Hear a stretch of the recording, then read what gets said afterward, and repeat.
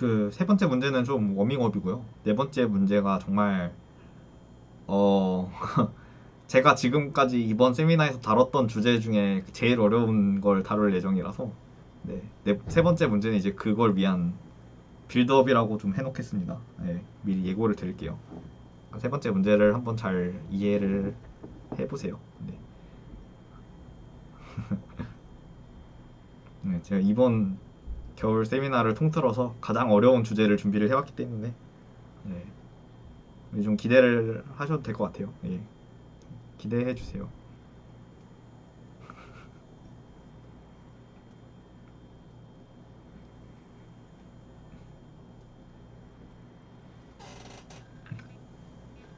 아, 그거 아니에요. 아니요, 아니요. 아니, 그거 아니에요. 그거 아니에요. 그 폴라드로 아니에요. 폴라드로 아닙니다. 폴라드로는 너무 어려워요. 그건 저도 이론을 완벽하게 이해하지 않고 있기 때문에 제가 이해 못한 거를 가져올 순 없죠. 예, 폴라드로는 아니고 폴라드로는 너무 양아치죠. 네, 네. 그래도 밀러 라빈 정도면 좀 할 수 있지 않나. 네. 좀 약간 그런 생각으로 가져왔는데.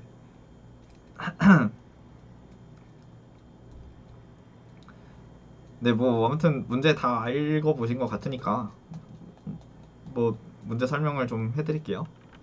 그래서 일단 이 문제는 이거죠. 도시가 n개 있고요. 그다음에 각각의 도시쌍마다 두 도시 사이의 경로의 개수가 주어집니다. 네, 그래서 예제 인풋을 보시면 아시겠지만 뭐 이런 식으로 예제 인풋이 주어져 있어요. 뭐 도시의 개수는 3개고 여기다 적으면 겹치나? 안 겹치겠네. 도시의 개수는 3개고 그 각각의 도시 쌍마다 이제 두 도시 사이의 경로의 개수가 주어지는데 이런 식으로 주어집니다. 그리고 여기 보시면은 예, 뭐 이런 식으로 주어지고요.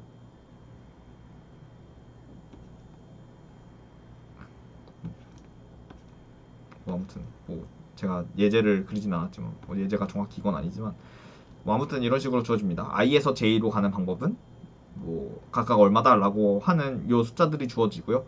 심지어는 이제 셀프 루프가 존재할 수 있어서 1번 도시에서 1번 도시로 가는 방법은 5가지다. 2번 도시에서 2번 도시로 가는 방법은 없다. 이제 이런 식으로도 주어집니다.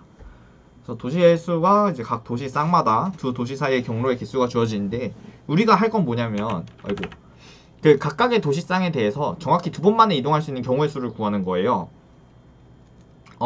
이걸 볼게요. 1번에서 2번으로 가고 싶어요. 2번 만에 가고 싶어요. 2번 만에. 정확히 2번이에요. 정확히 2번. 정확히 2번 만에 이동할 수 있는 경우의 수 얼마나 될까를 보면은 세 가지 방법이 있죠. 첫 번째는 1번에서 1번으로 갔다가 1번에서 1번으로 가는 방법. 두 번째는 1번에서 2번으로 가는 방법.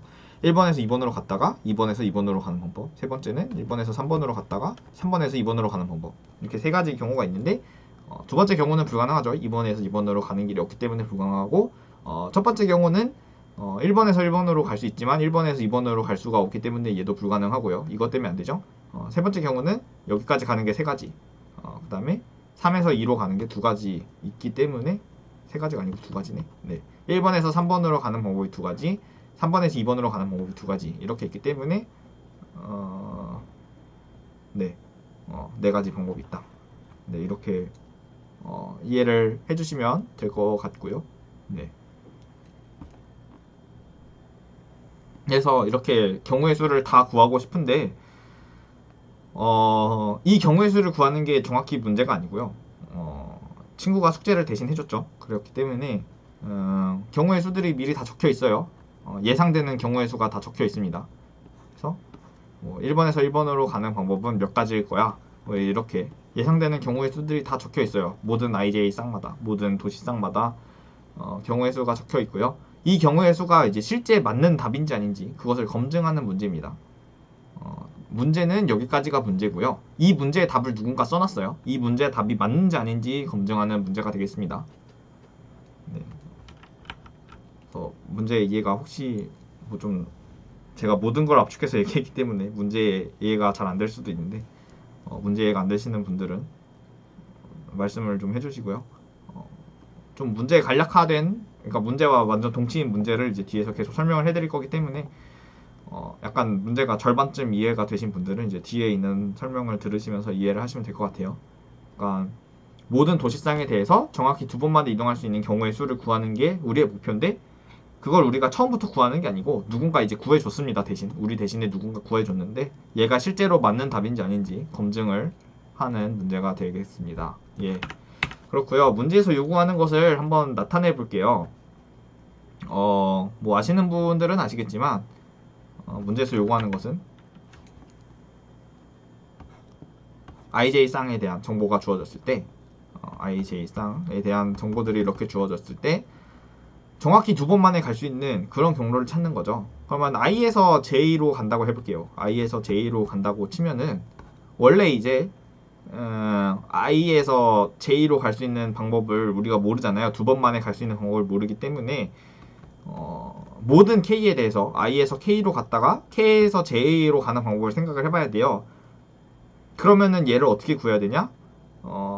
I에서 K로 가는 방법, 요 경우의 수에다가 K에서 J로 가는 방법, 요 경우의 수를 곱해야 I에서 K를 거쳐서 J로 가는 경우의 수가 되겠죠. 방법의 경우의 수가 될 텐데, 이걸 모든 K에 대해서 다 해야 되잖아요. 그래서 우리가 원하는 값은 요 값이라는 사실을 알 수가 있어요. K가 1부터 n까지 I에서 K로 가는 경로의 수 곱하기 K에서 J로 가는 경로의 수, 얘를 구하는 것과 동치다 라는 사실을 알 수가 있고요.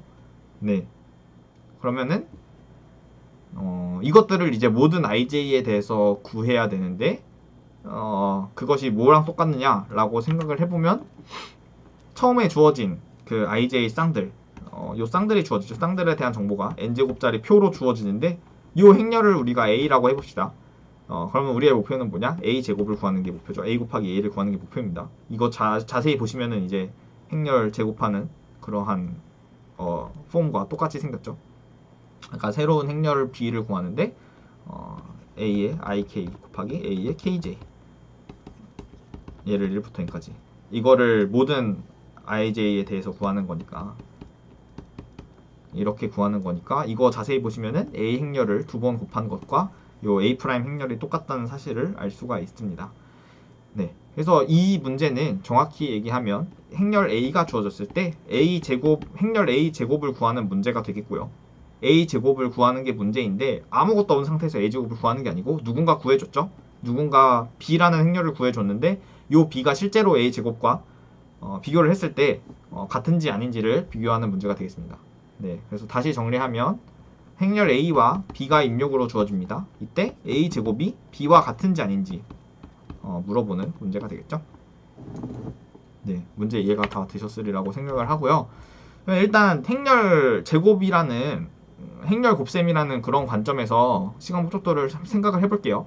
n/n 행렬이라면 행렬을 곱셈하는 데 걸리는 시간은 일반적으로는 n 세제곱이 걸립니다.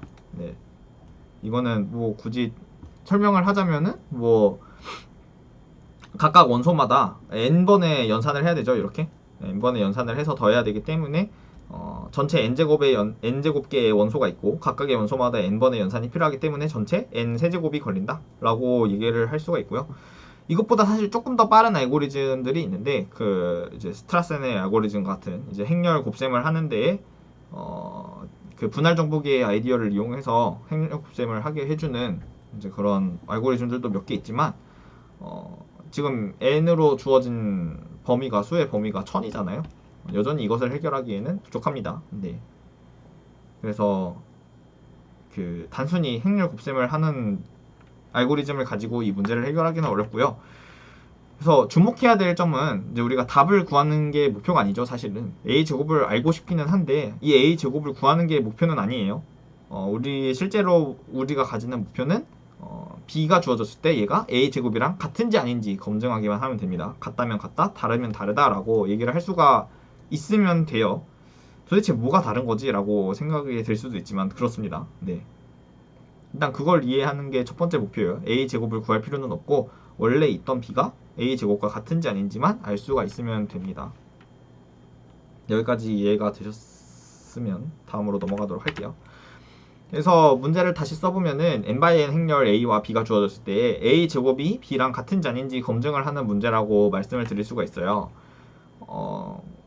일단 우리가 주목해야 되는 성질 중에 하나는 뭐냐면 어떤 의미의 n차원 벡터 x에 대해서 a 제곱과 b가 같다면 두 개의 같은 행렬이 존재한다면 여기다가 이미 n차원 벡터 x를 곱해도 같게 되겠죠? 이 행렬에다가 n차원 벡터를 갖고 왔어요. 이렇게 n차원 벡터 그리고 요 행렬에다가 n차원 벡터 원래 요 행렬이 같았다면 당연히 요 x가 동일했을 때 요 결과값도 동일하게 되겠죠. 물론 역은 성립하지 않습니다. 당연히 성립하지 않죠. 왜냐면 뭐 x가 그냥 0벡터였다고 한다면 두 개의 행렬이 원래부터 다르더라도 x제곱 x와 a제곱 x와 bx가 동일하게 되겠죠.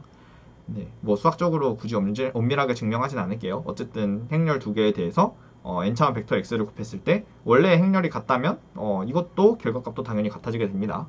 요거의 대우 명제를 한번 생각을 해볼게요. 대우 명제를 생각하면 대우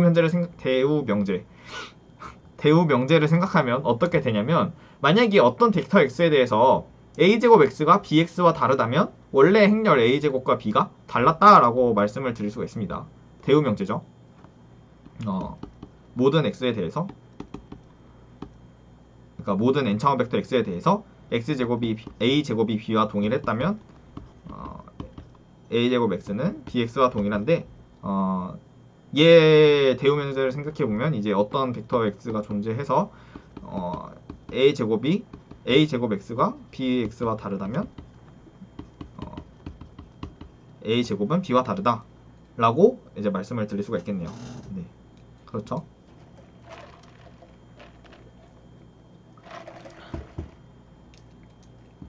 네, 여기까지 이해가 되셨나요?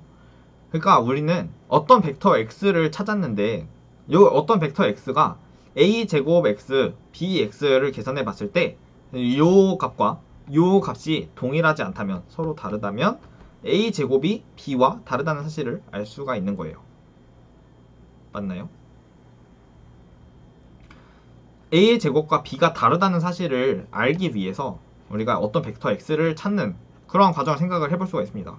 어떤 벡터 x에 대해서 a제곱 x와 bx를 비교했는데 두 개가 달랐어요. 우리가 여기서부터 알 수 있는 사실은 뭐냐? a제곱은 b와 다르다. 다시 말해서 원래 문제의 답이 뭐 틀린 답이다. false를 출력하는 문제였나? 뭐 뭔가 아니었던 것 같은데 노우를 출력하는 문제다. 네, 문제의 답이 노우다. 노우를 출력하면 된다. 라는 사실을 이제 우리가 알 수가 있는 거죠. 그래서 이런 벡터 x를 우리가 뭐라고 부를 거냐면 증거라고 부를 거예요. 증거 혹은 증인이라고 부를 거예요. x가 증거가 됩니다. 어떤 증거가 되냐면 a제곱과 b가 다르다는 것의 증거가 돼요. x가. 그렇죠. 그래서 우리가 x를 증거라고 부를 거예요. 위트니스라고 부를 거고요. 증거 혹은 증인이라고 부르겠습니다. n차원 벡터 x는 무수히 많이 존재하죠. n차원 벡터 x는 엄청나게 많이 존재하는데 뭐 당연히 무한히 많이 존재하겠죠. 이 중에서 a제곱과 b가 다르다는 것의 증거가 되는 벡터들을 모아서 얘네들을 우리가 증거라고 부를 거예요. 이런 성질을 만족하는 x들을 모아서 증거라고 부를 겁니다. 증거라고 부르는 이유는 a제곱 x가 bx와 다르다 이 사실로부터 뭘 알 수 있냐면 a제곱은 b와 다르다라는 사실을 알 수 있기 때문에 이 사실을 뒷받침해주는 증거로서 x를 채택하는 거죠. 네. 이런 관점에서 이제 x를 생각을 해보시면 얘를 이제 증거라고 부르는 이유를 알 수가 있을 겁니다. 네, 그렇고요. 당연히 a제곱이 b와 같다라는 것의 증거는 약간 찾기가 힘들어요. 왜냐면 a제곱이 b와 같으려면요 모든 x에 대해서 요게 성립해야 되잖아요. 그렇다는 뜻은 무수히 많은 n차원 벡터 x에 대해서 우리가 a제곱 x와 bx를 모조리 다 비교해서 얘네가 같아야지만 a제곱과 b가 같다라는 사실을 유도해낼 수가 있거든요. 그래서 a제곱과 b가 같다라는 사실은 어떤 증거를 찾아서 되는 일이 아니에요. 지금 보시면 화살표 방향을 보세요. 이 a제곱과 b가 같다라는 사실은 도출될 수가 없어요. 도출될 수가 없죠. 화살표 방향이 이쪽 방향이니까. 그런데 a제곱과 b가 다르다라는 사실은 도출될 수가 있습니다. 뭘로부터 도출될 수가 있냐면 이 사실을 알고 나면 a제곱과 b가 다르다라는 사실을 알 수가 있죠. 그래서 이 사실을 알려주는 x를 다시 말해서 우리가 증거라고 채택을 하는 거죠. a제곱과 b가 다르다라는 사실을 알기 위해서 이 x를 하나 찾기만 하면 됩니다. 이 x 하나를 찾았으면 그 x를 증거로 채택을 하는 거죠. 질문 있으신가요? 여기까지. 이런 x를 우리가 증거라고 부를 거예요. 네. 그럼 간단합니다. 단 하나의 증거만 찾아도 우리가 a제곱은 b가 아니다라는 사실을 볼 수가 있어요. a제곱과 b가 다르다라는 사실을 단 하나의 증거만으로 볼 수가 있습니다. 네. 뭐 그렇죠. 왜냐면 a제곱과 b가 같았으면 모든 x에 대해서 이 성질을 만족해야 되기 때문에 a제곱 x가 bx와 다르다라는 단 하나의 x만 발견해도 우리가 그러면 a제곱과 b는 원래부터 달랐겠구나 라는 사실을 알 수가 있는 거죠. 만약에 a제곱과 b가 다르다고 해볼게요. a제곱과 b가 다르다면은 a제곱과 b가 달라지는 a제곱 x와 bx가 달라지는 이러한 x는 무수히 많습니다. 증거가 무수히 많고요. 그렇기 때문에 무작위적으로 n차원 벡터 x를 생성을 해서 하나 무작위적으로 n차원 벡터 x를 하나 만들어서 이 벡터가 증거인지 아닌지 확인합니다. 다시 말해서 a제곱 x와 bx가 같은지 다른지 확인을 하는 거예요. 그래서 그 이제 증거인지 아닌지 확인을 하고요. 만약에 다르다. a제곱 x와 bx의 값이 다르다. 그러면 원래부터 a제곱과 b 주어진 두 행렬을 생각을 해봤을 때 a제곱과 b가 달랐다 라고 말씀을 드릴 수가 있고요. 뭐 그렇습니다. 그래서 어쨌든 무작위적으로 생성한 벡터가 증거로 채택될 확률을 좀 잠깐 구해보면요. a제곱에 해당하는 행렬이 있고 b제곱에 해당하는 행렬이 있다고 해봅시다. n차원 벡터 x가 이렇게 있고요. 어떤 확률을 구할 거냐면 두 개의 행렬이 원래 달랐음에도 불구하고 x를 곱했는데 같아질 확률을 한번 계산을 해볼게요. 정확히 계산할 수는 없고 그냥 대략적으로 구해보도록 하겠습니다. 그래서 a와 b가 원래부터 동일하지 않았기 때문에 달랐던 행이 최소한 하나는 있겠죠. 요 행이 서로 다르다고 해볼게요. 그래서 a의 행 a1부터 an, b의 행 b1부터 bn 요 행이 서로 달랐다고 해봅시다. 얘는 a제곱이고 얘는 b예요. 이 행이 서로 다르다고 해볼게요. 그런데 이 벡터가 증거로 채택되지 않으려면요. 무작위적인 x를 들고 와서 요 x가 증거로 채택되지 않으려면 요 값과 요 값이 같아야 되겠죠? 네. 요 값과 요 값이 같으려면요. x1의 값이 얼마가 돼야 되냐면은 반대로 썼다. 아닌가? 맞네요. 이게. 네. i가 1부터 n까지 얘는 2부터 n까지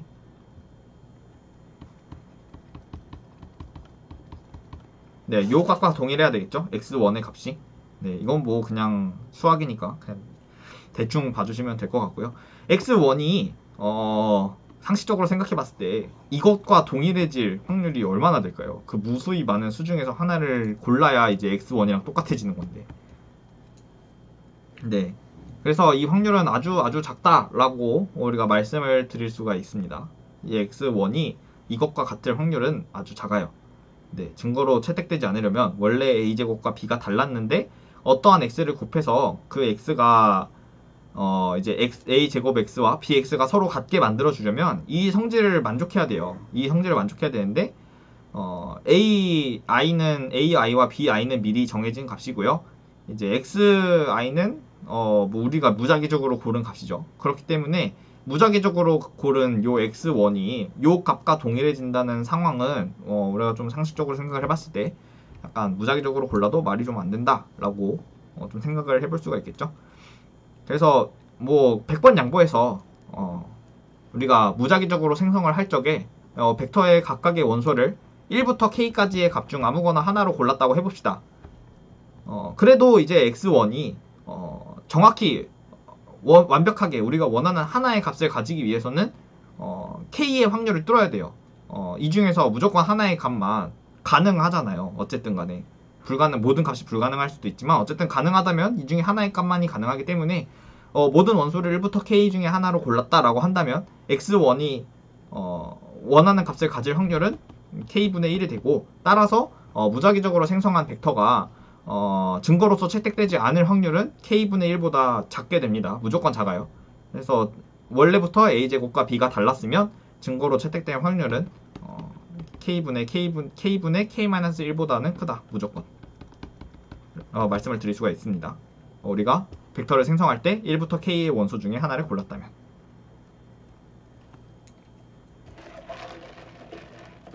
그렇게 되고요. 만약에 이 확률이 작은 것 같아요. 아니 큰 것 같아요. 뭔가 k를 우리가 1부터 1000까지라고 골랐으면 a제곱 x와 bx가 같을 확률이 그래도 0.1% 정도는 있는 거 아닌가? 라고 생각을 해볼 수가 있겠죠. 0.1%면 그래도 뭐 좀 큰 확률이에요. 1000번 중에 한 번은 맞는다는 말이니까 좀 큰 확률이에요. 그러면은 이 확률을 좀 더 낮춰볼 수가 있습니다. 낮춰보는 방법을 생각해 볼 수가 있어요. 0.1% 확률 너무 큰 것 같아요. 그럼 어떻게 하면 될까요? 아주 간단한 방법을 통해서 우리가 이 확률을 대폭 낮출 수가 있습니다. 네. 힌트는 이제 단 하나의 증거만 찾아도 a제곱과 b가 다르다는 사실을 보일 수가 있다. 요게 힌트가 되겠고요. 그래서 정밀도를 높이는 방법, 어떤 방법이 있을까요? 어떤 방법을 사용하면 될까요? 우리가 확률적으로 한 k분의 1 정도의 확률로는 우리가 증거를 찾을 수가 없다. n차원 벡터들이 엄청 무작위로 이렇게 많은데 이 중에서 k분의 1 정도의 확률로는 얘네들을 고르면 쓸모가 없다 라는 사실을 알고 있어요. 물론 실제 확률은 이것보다 훨씬 작겠지만요. 네, k분의 1의 비율로 얘네들을 골랐으면 우리가 a제곱과 b가 다르다는 사실을 모른다, 알 수가 없다라는 사실을 알았어요. 예, 맞습니다. 그래서 정밀도를 높이려면 이 과정들을 여러 번 반복하면 돼요. 그냥 네, 뭐 한 번 더 해도 되고 마음에 안 들면 2번 더, 3번 더 하면 됩니다. 그러면은 계속 확률의 곱법칙이 적용이 되기 때문에 1000분의 1에서 1000의 제곱분의 1, 100만분의 1로 줄어들고 그 다음에 1000의 세제곱분의 1, 10억분의 1로 줄어들고 이렇게 되겠죠. 정밀도를 높이는 방법 여러 번 하면 됩니다. 여러 번 한다. 물론 독립시행을 해야 되죠.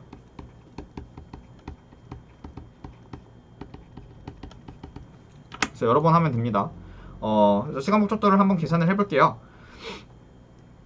a제곱 x와 a제곱을 구하는 데는 우리가 n 3승이 걸린다고 말씀을 드렸잖아요. 그런데 놀랍게도 a제곱 x를 구하는 데에는 n제곱이면 충분합니다. 왜 그러냐? a제곱 x는 요것과 같죠? 근데 ax를 구하는 데는 n제곱의 시간이면 됩니다. 그러면은 이 값은 이제 벡터가 되겠고요. n차원 벡터가 되겠고요. n차원 벡터와 행렬을 곱하는 데에는 아까도 말씀드렸지만 n제곱이면 되기 때문에 시간 복잡도가 n제곱이면 돼요. 네, n제곱의 시간 복잡도를 해결을 할 수가 있고요. 정확히 말씀드리자면 행렬과 1차원 벡터를 곱하는 그 횟수를 t번이라고 할게요. 그러면은 우리가 2 곱하기 시행의 횟수 k번 시행했다고 했을 때 k번 곱하기 t 요것의 연산 횟수로 우리가 문제를 해결할 수가 있습니다. 정밀도를 높이려면 여러 번 시행한다고 말씀을 드렸죠. 독립적으로. 그래서 그 시행 횟수를 우리가 원하는 시행 횟수를 k번이라고 할게요. 스몰 k번이라고 놓으면은 k를 이제 랜덤하게 고르고 그 고른 결과 a제곱 x와 bx랑 비교를 해야 되잖아요. 정확히는 3이겠네. 네. a제곱 x를 구하는 데는 2번의 곱셈이 필요하고 bx를 구하는 데는 한 번의 곱셈이 필요하잖아요. 행렬과 벡터의 한 번의 곱셈이 필요해서 그걸 k번 반복하니까 3k t번이 필요하고 이제 요 t를 제곱번 만에 해결을 할 수가 있다 라고 말씀을 드릴 수가 있겠습니다. 그래서 뭐 어쨌든 뭐가 됐든지 간에 뭐 k를 상수번으로 설정을 하면은 전체 시간 복잡도는 n제곱의 시간 복잡도로 해결을 할 수가 있어요. 네, 그래서 이제 증거를 찾는 과정을 무작위화할 수 있는데 이것이 이제 그 랜더마이즈드 알고리즘을 사용하는 두 번째 패턴이 되겠습니다. 무수히 많은 증거들이 있어요. 무수히 많은 증거들이 있는데 그 중에서 한 개의 증거만 찾으면 우리가 원하는 결과를 얻을 수가 있다. 그때 이제 증거를 못 찾을까봐 걱정이 되면은 여러 번 반복 시도하면 된다라는 것을 말씀을 드리고 싶습니다. 여기까지 이해가 되셨나요? 세 번째 문제는 여기까지예요. 세 번째 문제에 대해서 질문 있으시면은 질문해 주시면 되고 이제 대망의 4번 문제로 넘어가도록 하겠습니다.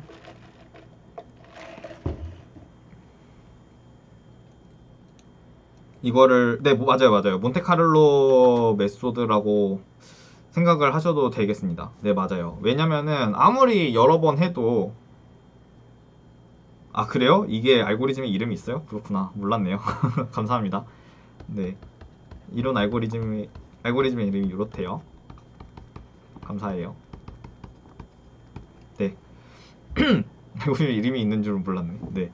그래서 이거는 몬테카를로 알고리즘이라고 생각을 하셔도 괜찮아요. 왜냐면 아무리 여러 번 시행했어도 각각 독립 시행 한 번마다 사실 a제곱과 b가 달랐다고 하더라도 a제곱 x와 bx가 같아지는 경우는 충분히 있거든요.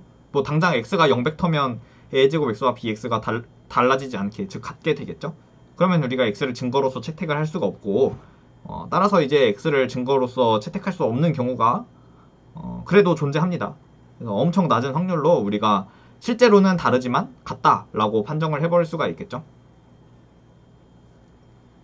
네, 그래서 몬테카를로 메소드라고 생각을 하셔도, 네, 몬테카를로 메소드의 일종이라고 보시면 될 것 같습니다. 이 알고리즘이. 네. 네, 또 다른 질문 있으시면 질문을 해주시고요. 네 번째 문제 간단해요. 사실 이 문제 제가 그냥 문제 설명을 해드리면은 그냥 소수인지 아닌지 판정하는 문제예요. 이 문제. 근데 제가 원하는 디스크립션을 가진 문제가 없어갖고 그냥 아무거나 하나 들고 왔어요. 소수 판정하는 문제. 네. 그래서 이 문제는 이제 그냥 해결을 할 수가 있고요. 당연히 뭐 여러분들이 아시는 뭐 알고리즘들을 사용해서 뭐 심지어는 이제 1000 이하의 자연수를 1000 이하의 소수를 모두 다 찾아갖고 이제 그냥 적으셔도 되는데, 뭐 아무튼 어떤 알고리즘을 사용해서라도 문제를 해결할 수가 있는데, 뭐 네, 제가 원하는 디스크립션을 가진 문제가 없어서 일단 이 디스크립션을 들고 와봤고요. 제가 원하는 거는 뭐냐면 결국에 문제는 그냥 안 읽으셔도 돼요. 그냥 소수인지 아닌지, 주어진 수가 소수인지 아닌지 판정하는 문제고요. 제가 원하는 건 이거였어요. 그래서 주어진 수가 이제 소수인지 아닌지 판정하는 문제.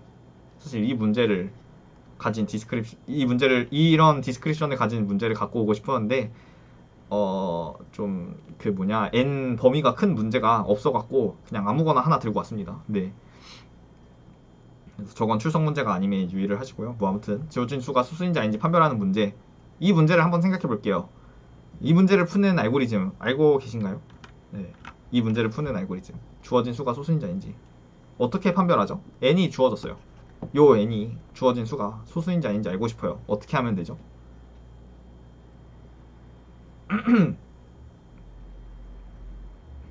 어떻게 하면 될까요? 요 n이 소수인지 아닌지 알기 위해서는 어떻게 하면 될까요?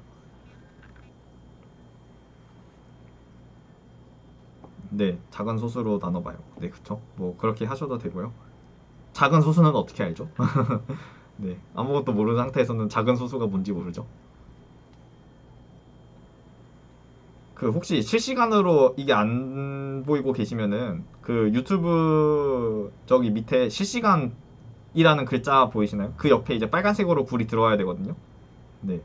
빨간색으로 불이 들어오지 않았으면은 실시간 글자를 한번 눌러주시면 빨간색으로 불이 들어오면서 거의 실시간으로 제 방송을 보실 수가 있어요. 네.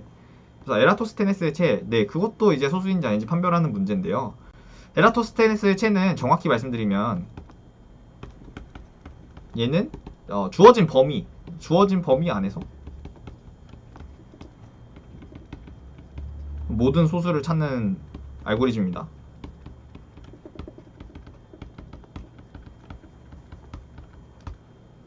네, 그래서 숫자 하나가 소수인지 아닌지 판별하는 데는 이제 쓰기가 약간 좀 오버킬이라고 말씀을 드릴 수가 있겠고요. 주어진 범위 안에서 모든 소수를 찾는 알고리즘이에요. 어떤 수가 소수인지 아닌지 판별하는 문제가 아니고. 네. 그래서 이제 어떤 수가 소수인지 아닌지 판별할 때는 뭐 보통 이런 방법을 많이 쓰시겠죠.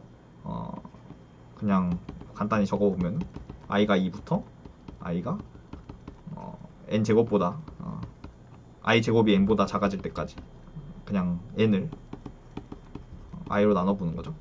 그래서 얘가 나눠지면 소수다. 그렇지 않으면 소수가 아니다.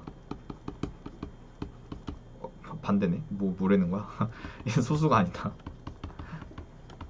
네. 그리고 모든 테스트에 통과했으면 이제 소수다. 네, 라고 말씀을 드릴 수가 있겠네요. 네, 뭐 보통 이런 알고리즘을 사용하게 되죠. 그래서 이 알고리즘의 시간 복잡도는 어떻게 되죠? 이 알고리즘의 시간 복잡도는 계산을 해보면 당연히 전체 돌아가는 반복문의 수가 루트 n번 돌아가기 때문에 이 알고리즘의 시간 복잡도는 이렇게 쓸 수가 있고요. 이렇게 쓸 수가 있겠죠. 네, 2분의 1이에요. 2분의 1. 2분의 1. 네, 이렇게 쓸 수가 있고요. 뭐 혹시 여기까지 질문 있으신가요? 간단하니까. 넘어가도록 할게요. 그럼 이 알고리즘, 주어진 수가 소수인지 아닌지 판별하는 문제는 다항시간 알고리즘이 존재하나요? 다항시간 알고리즘. 다항시간 알고리즘. 다항시간 알고리즘이라는 건 뭐죠? 입력을 뭐 n이라고 했을 때 폴리 n에 대한 다항식 꼴로 시간 복잡도가 나타내지면 얘는 이제 다항시간 알고리즘이 존재한다라고 말씀을 드릴 수가 있고요. 다항시간 알고리즘이 존재하는가? 이런 질문을 제가 던져보도록 하겠습니다. 뭐 O인가요? X인가요? O라면 왜 그렇고 X라면 왜 그렇죠? 다항시간 알고리즘 존재하는가? 여기서 이제 의문이 하나 들죠. 뭐야 지금 n의 2분의 1승이라는 알고리즘 찾아놨는데 당연히 얘는 5의 n승보다 스트릭틀리 작고요. 5의 n승은 우리가 이제 다항시간이라고 말을 할 수가 있겠죠. 물론 얘도 다항시간입니다. 폴리 n이죠. 네, 아무튼 n의 2분의 1승 이런 시간 복잡도를 가지고 왔는데 이건 다항시간이란 말이죠. n에 대한 다항시간이에요. n에 대한 다항식이고 얘가 n에 대한 다항식이기 때문에 당연히 주어진 수가 소수인지 아닌지 판별하는 다항시간 알고리즘이 존재하는 것이 아닌가 라고 이제 생각을 해볼 수가 있게 됩니다. 그쵸? 네, 이 말 사실인가요? 얘가 다항시간 알고리즘인가요? 주어진 수 n이 소수인지 판정하는 문제에 다항시간 알고리즘이 이 알고리즘인가요? 이 알고리즘이 이제 다항시간 알고리즘인지 생각을 한번 해볼게요. 생각을 해보면은 사실 이 식은 이 알고리즘은 다항시간 알고리즘이 아니에요. 결론부터 말씀드리면 이 알고리즘은 다항시간 알고리즘이 아니고요. 제가 언젠가 한번 말씀드린 적이 있는 것 같은데 언제 말씀을 드렸는지 기억이 안 나지만 제가 세미나 하는 도중에 한번 말씀을 드렸을 겁니다. 네, 그래서 다항시간 알고리즘이라는 거는 주어진 입력의 글자수를 n이라고 했을 때 주어진 입력의 글자수를 n이라고 했을 때 요 n의 다항식 꼴로 나타내어져지만 네 맞아요. 넵슨 얘기할 때네요. 네 감사합니다. 네 그래야지만 이제 다항시간 알고리즘이다 라고 말씀을 드릴 수가 있는 건데요. 네 그 n이 존재한다면 n이 주어졌다면 네 맞아요. 실제로 주어진 입력의 글자 수는 몇 개죠? n이 주어졌을 때 우리가 실제로 주어진 입력의 글자 수는 로그 n개가 됩니다. 네 맞아요. 네 맞습니다. 로그 n개가 되죠? 맞나요? 그러니까 주어진 수가 987654321이라고 해볼게요. 얘는 소수가 아니네요. 987654323이라고 해볼게요. 네, 이 수가 소수인지 아닌지 판별을 하고 싶어요. 근데 이 수가 n에 그대로 들어가는 게 아니고요. 다항시간 알고리즘이 존재하려면 주어진 입력의 글자수에 해당하는 다항식 꼴로 나타낼 수 있어야 다항식 알고리즘이라고 할 수 있는 건데 이 수의 주어진 입력의 글자수 요 수의 글자수는 주어진 수가 n이라고 했을 때 n'이라고 했을 때 글자수 n은 어떻게 나타낼 수가 있냐면 로그 n'으로 나타낼 수가 있게 됩니다. 그쵸? 그러면 이 알고리즘의 시간 복잡도는 n'의 2분의 1승이기 때문에 주어진 입력으로 이제 치환을 하게 되면은 n'은 n'은 얼마죠? 10의 n승이 되고 10의 n승이 아니고 n'은 얼마냐? 이렇게 네, 10의 n승이죠. 네, 10의 n승이 되고 그렇기 때문에 이제 얘를 나타내면은 10의 n승의 2분의 1승이 되기 때문에 12의 2분의 n승이 되죠. 네, 이렇게 됩니다. 그래서 사실 이 식은 다항식이 아니죠. 더 이상 n에 대한 다항식이 아니게 되죠. 네, n의 지수승이 되기 때문에 사실 이 알고리즘은 다항시간 알고리즘이 아닙니다. 네, 그래서 이런 알고리즘을 우리가 특별히 이제 수도 폴리노미얼 알고리즘과 뭐 유사 다항시간 알고리즘이다라고 부르는데 뭐 그것까지 이제 알 필요는 없고요. 어쨌든 이제 이 알고리즘은 다항시간 알고리즘이 아니에요. 네. 왜냐면 다항시간 알고리즘이 이러면 주어진 입력의 글자 수에 해당하는 이제 다항식이 존재해야 되는데 이 알고리즘은 주어진 입력의 글자 수에 해당하는 다항식은 아니죠. 그냥 주어진 입력 n에 해당하는 다항식이 돼버려서 이 알고리즘은 다항시간 알고리즘이 아니다라고 말씀을 드릴 수가 있겠습니다. 그래서 소수인지 아닌지 판별하는 문제에 다항시간 알고리즘이 있냐 이제 라고 물어본다면 사실 다항시간 알고리즘이 있어요. 그래서 이제 2004년에 아주 최신이죠. 아주 최근이죠. 2004년에 이제 주어진 수가 소수인지 아닌지 판별하는 결정론적인 어떤 조건이 와도 당 시간에 해결할 수 있다, 이런 알고리즘이 발견이 되었고요. 우리가 이 발견한 사람들의 앞글자를 따서 AKS 알고리즘이라고 부릅니다.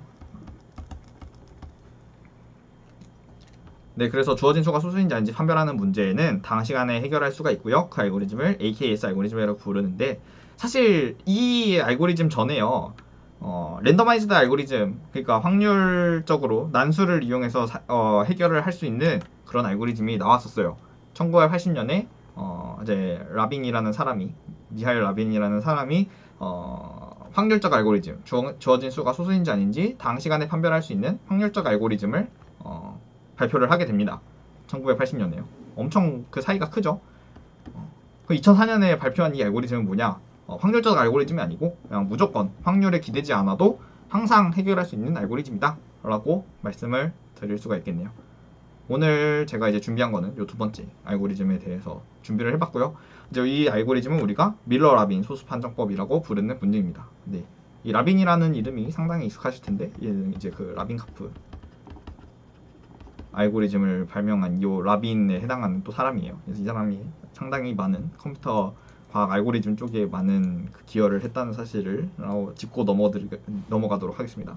네, 그래서 제가 오늘 그 준비한 거는 이제 밀러 라빈 소수 판정법인데요.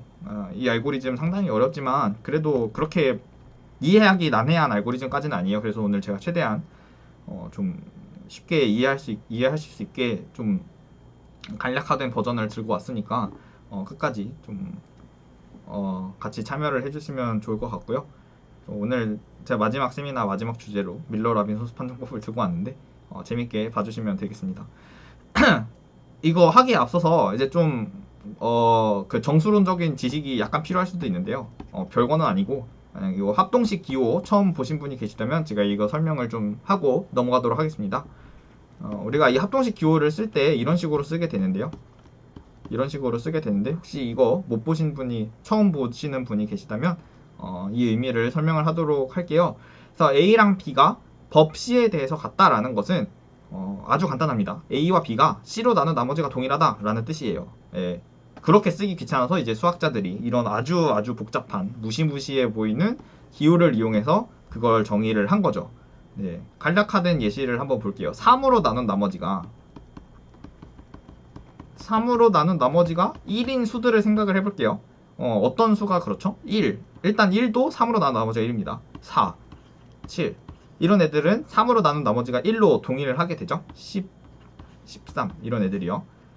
그러면은 우리가 이 중에서 두 개를 아무거나 갖고 와서 7은 13과 같다. 어디서? 법 3에서. 이렇게 쓸 수가 있는 거예요. 아주 간단하죠. 네. 이렇게 쓸 수도 있습니다. 9는 0이랑 같다. 법 3에 대해서. 네, 이렇게 쓸 수도 있겠죠. 아주 간단하죠. 그래서 우리가 A가 0과 법 C에서 법 K에서 동일하다면 A는 무슨 뜻이죠? K의 배수이다. 네, 뭐 이런 사실을 알 수가 있겠네요. 네, 이 합동식 기호를 쓰는 예시를 말씀을 드렸고요. 뭐 이것만 이해하시면, 이제 이 기호의 의미만 이해하시면 오늘 밀러 라빈 소수 판정법 배우는 데 아무런 지장이 없음을 미리 알려드릴 거고요. 네, 이 기호가 이해되셨으면 네, 다음으로 넘어가도록 하겠습니다.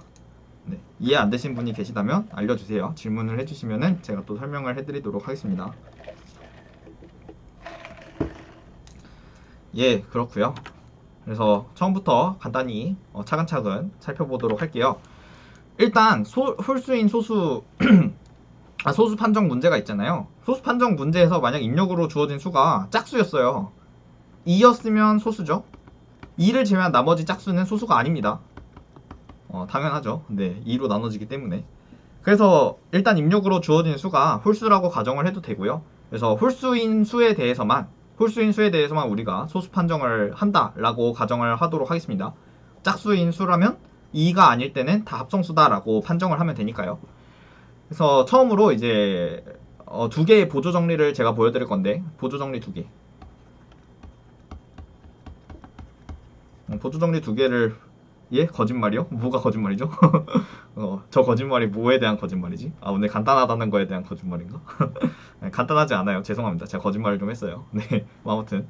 네, 그래서 홀수인 소수 P에 대해서만, 아니, 홀수인 수에 대해서만 판정을 하면 되고요. 그래서 보조 정리 두 개를 소개를 해드릴 건데, 홀수인 소수 P와 P의 배수가 아닌 수 X에 대해서 성립하는 두 개의 식을 제가 준비를 해봤습니다. 어떤 식이 성립하냐면 이 식이 성립해요. 네. 첫 번째로, 만약에 X제곱이 법 P에 대해서 1과 동일하다면, 이때 X가 법 P에 대해서 마이너스 1 또는 1입니다. 네. 이거는 그냥 요 합동식 기호를 뺀 상태에서 생각을 해주시면 돼요. 그냥 일반적으로 x제곱이 1과 같다. 그러면 x는 뭐죠? 뿔마 1이죠. 이렇게 생각을 하셔도 전혀 문제가 없고요. 이게 굳이 홀수인 소수여야 되는 이유는 뭐냐면, 그러니까 홀수인 소수가 아니었으면, 그러니까 그냥 일반적인 식만 갖고 봤을 때, x가 당연히 마이너스 1이나 1이면 아무런 수를 가져와도 법 P에 대해서 다 성립하는 거 아니냐라고 생각을 할 수가 있어요. 왜냐면 이 식의 역은 언제나 성립하거든요. P가 홀수인 소수가 아니어도 이제 이 역은 항상 성립합니다. X가 어떤 의미의 K에 대해서 플러스 마이너스 1이라면 법 K에 대해서 플러스 마이너스 1이라면 당연히 X제곱은 1과 같아요. 법 K에 대해서. 네. 이거는 이제 역은 언제나 성립하는 거고, 만약에 이 P가 소수라면, 홀수인 소수라면 x제곱이 1일 때는 반드시 x가 마이너스 1이나 1 밖에 해를 가질 수가 없습니다. 그럼 다른 경우는 어떤가? 한번 생각을 해볼게요. 홀수인 소수가 아닌 다른 수를 한번 들고 와보겠습니다. 모드 12. 법 12에 대해서 생각해 볼게요. x제곱이 1과 같대요. 이때 x가 당연히 뿔마 1이라면 성립합니다. 당연히 성립하죠. 뿔마 1이라면 성립해요, 이게. 근데 이거 말고도 성립하는 수가 있어요. 한번 찾아볼까요? 같이. 어떤 수에 대해서 법 12에 대해서 x제곱이 1과 동일하죠? 한번 생각을 해볼게요. 한번 생각해보세요. 어떤 수가 동일하죠?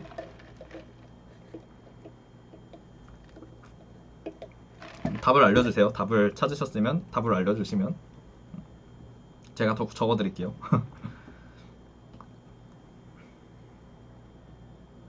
네, 맞아요. x가 5여도 법 12에 대해서 1이랑 동일합니다. x에다 5를 넣으면 25죠? 25는 1과 동일하죠? 법 12에서. 이렇게 이제 12 여기 있는 수가 홀수인 소수가 아니라면 플러스 마이너스 1 외에도 다른 수가 존재해요. 이렇게. 7도 되나요? 7도 되는지 몰랐네. 7도 네요. 77에 49니까 그러네요. 네, 48 더하기 1이 돼서 법 12에 대해서 1이 되네요. 네, 맞습니다. 5랑 7이 전부 다 12에 대해서 법 12에 대해서 x제곱이 1이 되는 경우가 되고요. 네, 그래서 뭐 뿔마 5라고 쓸게요. 네, 아무튼 x가 이제 뿔마 1, 뿔마 5라면 법 12에 대해서 x제곱이 1이 되는 이러한 경우를 우리가 알 수가 있겠죠? 네, 맞네요. 네, 맞아요. 뿔마 5니까 되죠. 네. 네, 그래서 이 여기에 있는 수가 홀수인 소수가 아니라면 이제 플러스 1, 마이너스 1 외에도 가능한 답이 x제곱이 1이 되는 해가 여러 개 존재합니다. 이렇게. 예, 방금 보셨죠? 그런데 다시 말씀드리지만 P가 홀수인 소수라면 x제곱이 1이랑 동치일 때 x제곱이 법 P에 대해서 1일 때 x는 반드시 마이너스 1이나 1만을 해로 가지게 돼요. 여기가 12가 아니고 예를 들어서 13이라면 x는 볼 것도 없이 플러스 마이너스 1이라는 소리입니다. 다른 경우는 존재하지 않아요. 뭐 5나 7 이런 걸 찾을 수가 없습니다.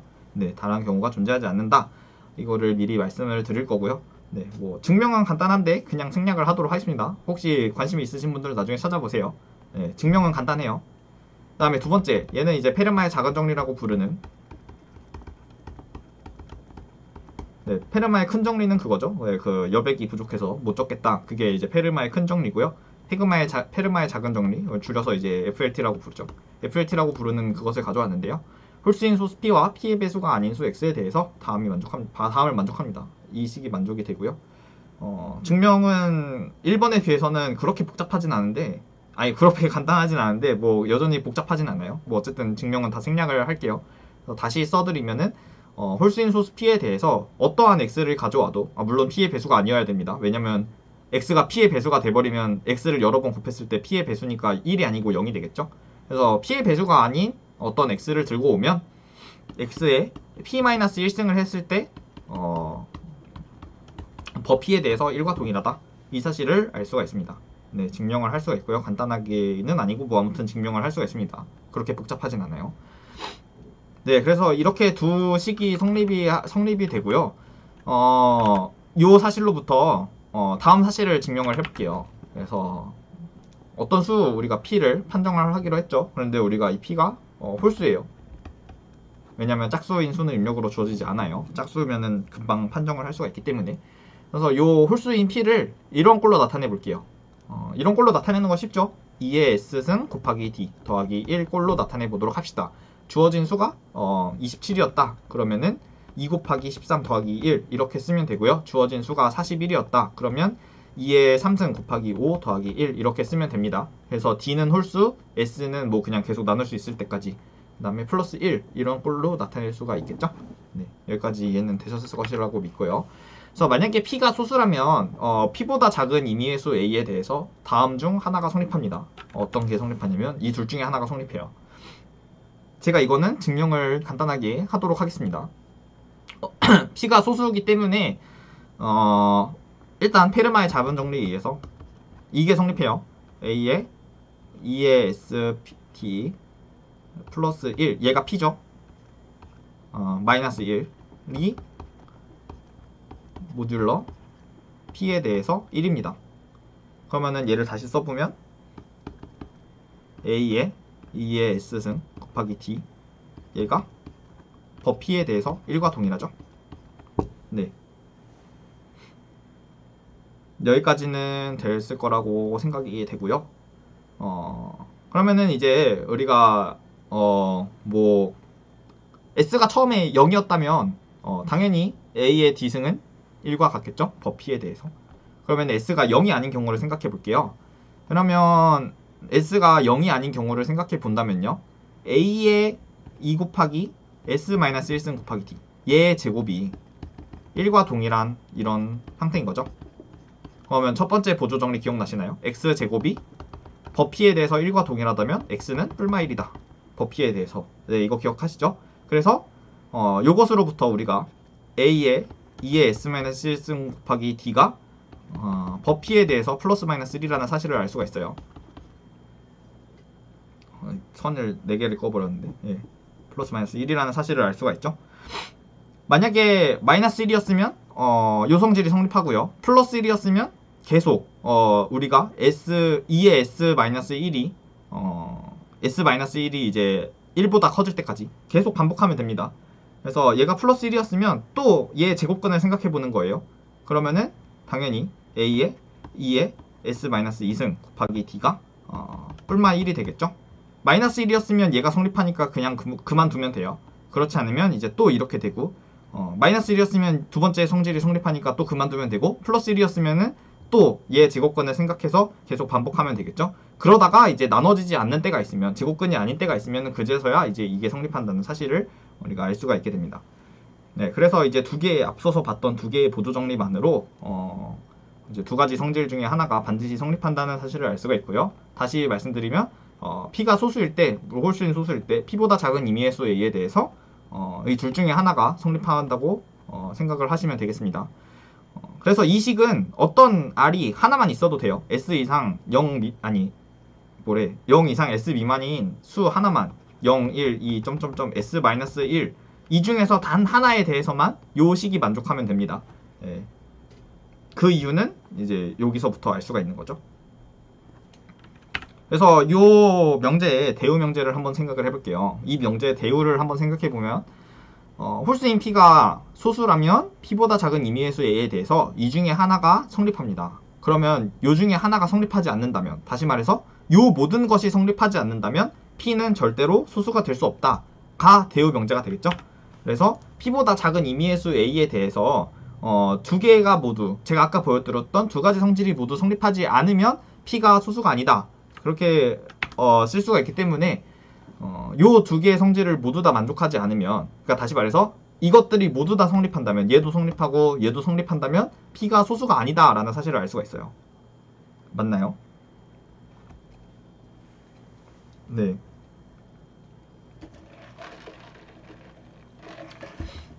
그래서 a의 d승도 1이 아니고 0 이상 s 미만인 모든 r에 대해서도 마이너스 1이 아니고 요 성질 두 개를 모두 다 만족한다면 P는 우리가 소수가 아니다 라는 사실을 알 수가 있습니다.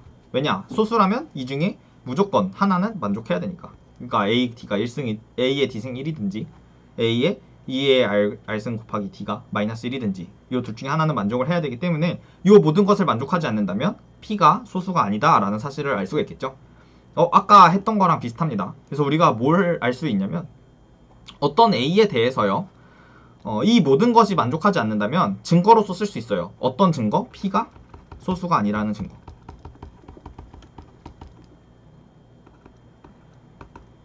요 증거로서 사용할 수가 있습니다. 이거 밑에다 적어놨을 텐데. 네. 그래서 A가 P가 소수가 아니다라는 증거로서 사용을 할 수가 있게 돼요. A를. 네. 그래서 증거 찾기죠. 그래서 증거가 많이 존재하는데 그 중에서 증거 하나만 찾으면 우리가 P가 소수가 아니다라는 사실을 알 수가 있게 되겠죠. 그래서 이렇게 다음 요 두 가지 성질을 모두 다 만족한다면 요것도 만족하고 요것도 만족한다면 그때 A를 우리가 P가 합성수인 증거로서 채택을 할 수가 있게 되는 거죠. 사용을 할 수가 있게 되는 거죠. 여기까지 이해가 되시나요? 그러면 나머지는 아까랑 똑같아요. 그냥 임의의 수 A를 골라서 P보다 작은 임의의 수 A를 골라서 요 성질과 요 성질이 만족하는지를 봅니다. 그래서 요것도 만족하고 요것도 만족한다면 P가 합성수이다 라고 얘기를 할 수가 있는 거겠죠. 그래서 수수가 아닌 수 P에 대해서 P보다 작은 수들 있잖아요. P보다 작은 수들 중에서 몇 개가 과연 증거가 되냐, 수학적으로 밝혀진 바에 의하면 P보다 작은 수에 대해서 적어도 최소한 이 중에서 4분의 3개 4분의 3의 비율 보다는 더 많은 수가 증거로서 사용이 될 수가 있다고 합니다. 그러니까 다시 말해서 P가 합성수인 증거는 P보다 작은 수들 중에서 4분의 3 P개만큼 있어요. 4분의 3 P개만큼 있어요. 예, 요만큼은 적어도 있다고 합니다. 수학적으로 밝혀진 사실에 의하면요.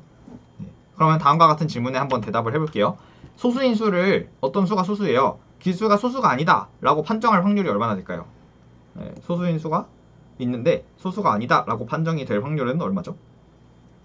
대답을 한번 해볼까요? 예. 소수인 수를 소수가 아니다 라고 판정할 확률 얼마일까요?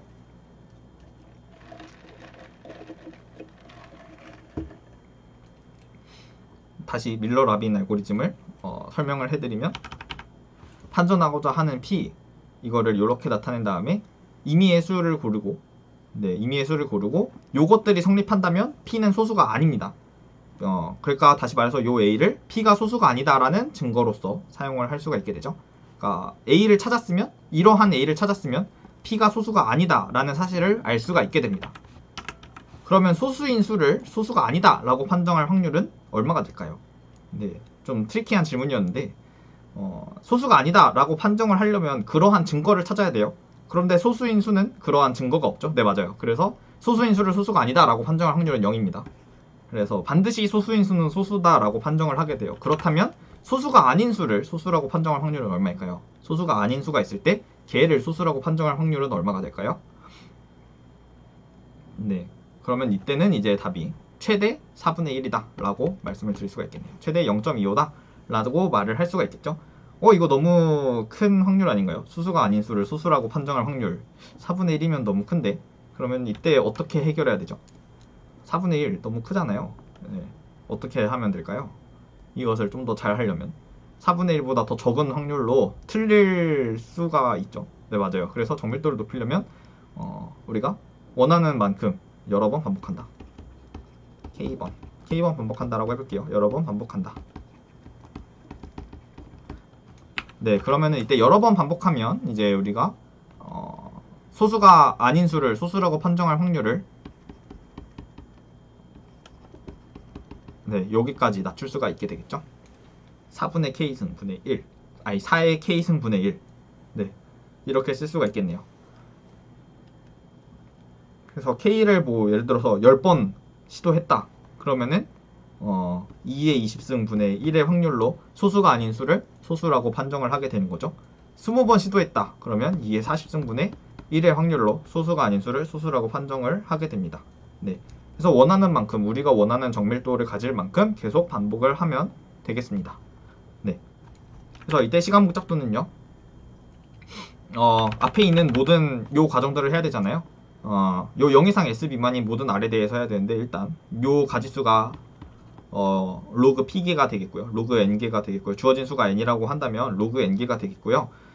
각각마다 이제 곱셈과 모듈러 연산을 시행을 해야 되기 때문에 곱셈을 하는 데에 이제 로그 N의 제곱번이 들어서 전체 시간 복잡분을 한 번 시도하는데, 어떤 임의의 수 A에 대해서 한 번 시도하는데 로그 N의 3승이 되고, 그래서 우리가 K번 반복해서 시도하면 K 곱하기 로그 N의 3승이 된다라는 것을 알 수가 있습니다. 네. 그리고 이제 뭐 만약에 FFT 같은 빠른 곱셈을 사용한다면 시간 속도를 뭐 K 곱하기 로그 N의 제곱 곱하기 로그 N 곱하기 로그 N 뭐 이 정도까지 줄일 수가 있다는 사실이 알려져 있는데, 뭐 그렇게 중요한 사실은 아니고 그냥 이 정도만 알고 계시면 될 것 같고요. 뭐 사실 엄청 빠르게 할 수가 있는 거죠. 그렇기 때문에 n이 뭐 한 20자리다 라고 하면은 뭐 로그 3의 n승이 대충 어느 정도 되지? 20자리면 제가 제가 잘 연산이 안 되네요. 네. 그 세 자리일 때 이제 요 값이 10이 되니까 20자리일 때는 뭐 한 70쯤 되겠네요. 다 값이. 그러면 이제 70의 3승 요 정도만큼 한 번 걸리는 거예요. 할 때. 그러면 얘를 뭐 한 100번 정도 반복한다. 그러면은 우리가 20자리나 되는 수가 소수인지 아닌지 판정을 할 수가 있는 거죠. 확률적으로. 네, 그렇고요. 그래서 주어진 소수가 소수인지 아닌지의 여부를 빠르게 판단할 수 있는 알고리즘, 확률적으로요. 확률적으로 빠르게 판단할 수 있는 알고리즘이 이제 밀러 라빈 소수 판정법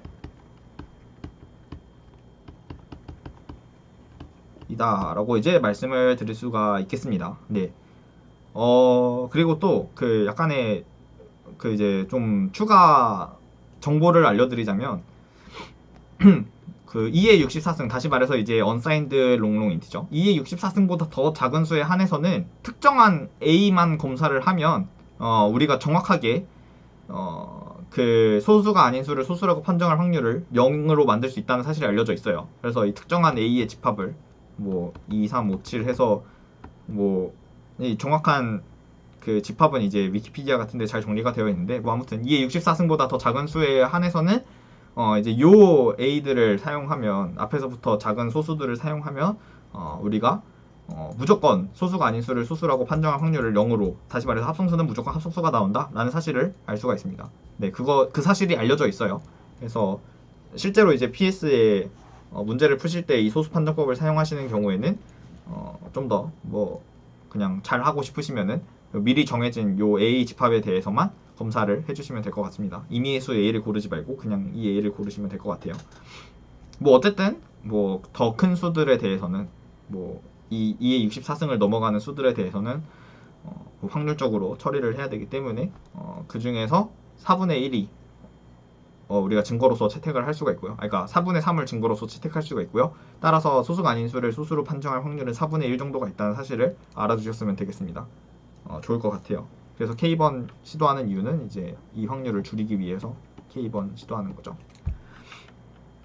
네, 뭐 아무튼 주어진 수가 소수인지 아닌지의 여부를 빠르게 판단할 수가 있습니다. 네. 그래서 네 번째 문제는 원하는 알고리즘을 사용해서 문제를 해결하시면 될 것 같아요. 네, 오늘 제가 준비한 내용은 여기까지고요. 오늘 연습 문제랑 출석 문제는 이렇게 되고, 여기는 제가 아까도 말씀드렸지만 실제로 이제 채점을 원하시는 분들은 구글 코드잼 아카이브 같은 데서 아카이브가 있어요. 요 9년도 문제들을 모아놓은 아카이브가 있는데, 요 아카이브에서 저 실제로 채점을 해주시면 될 것 같고요. 네, 요 출석 문제들은 이렇게 준비를 해봤는데 약간 어려운 문제들이 좀 많아요. 여기 쉬운 문제들이 없거든요. 여기 네. 네네네. 연습 만들 땐 에어로빅 제외하고 만들어주시면 될 것 같고요. 여기에 쉬운 문제들이 없어요. 그 뭐 다 보시면은 플레이 이상이거든요. 골드가 없어요. 보시면은.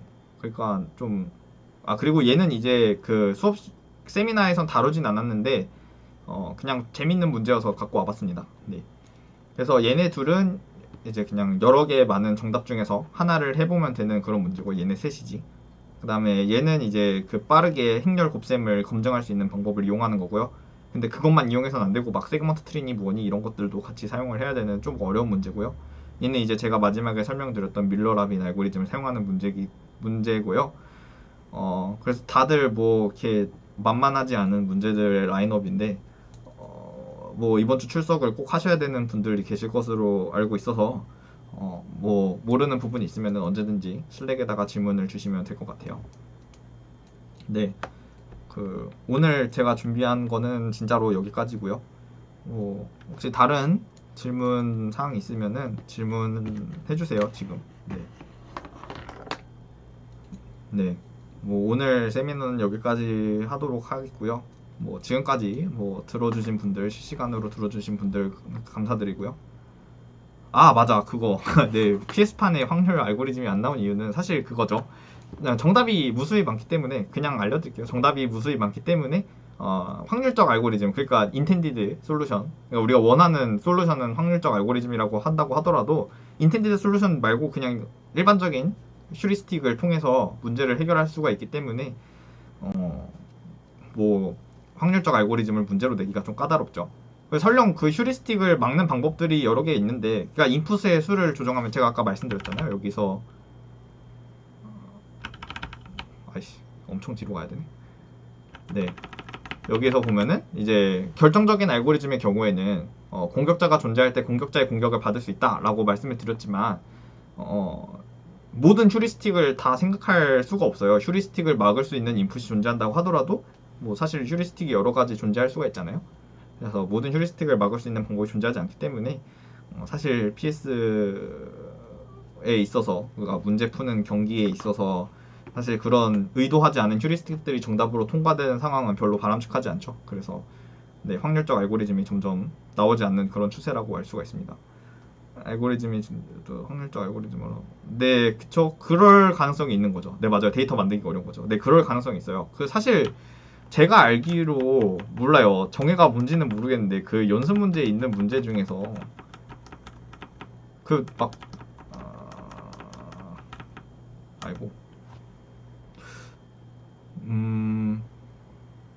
잘 모르겠네요. 백설공주와 난징이 문제가 원래 확률 알고리즘이 정해였나요? 그거 잘 모르겠네. 아니 근데 저기 뭐냐, 그 백준에 저 문제 분류 중에서 무작위화라는 분류가,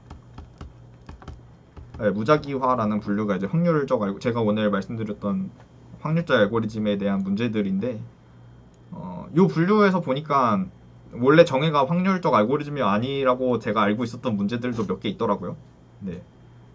근데 이제 제가 그 문제들에 대한 확률적 알고리즘 풀이를 생각해보지 않아갖고 뭐 정확히는 뭔지 모르겠는데 뭐 아무튼 그렇습니다. 아, 진짜요? 2004년에 나온 방법.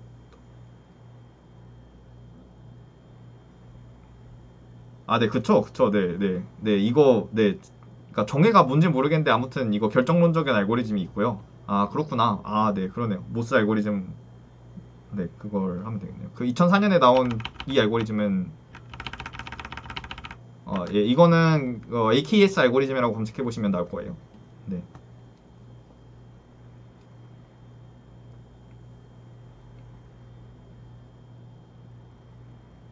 네, AKS 알고리즘이라고 검색을 해보시면은 아마 찾으실 수 있을 거예요. 이것도 내용이 막 그러니까 결과만 놓고 보면은 막 그렇게 어렵진 않거든요. 네, 그냥 한 번쯤 그냥 심심하실 때 보시면 될 것 같아요. 네,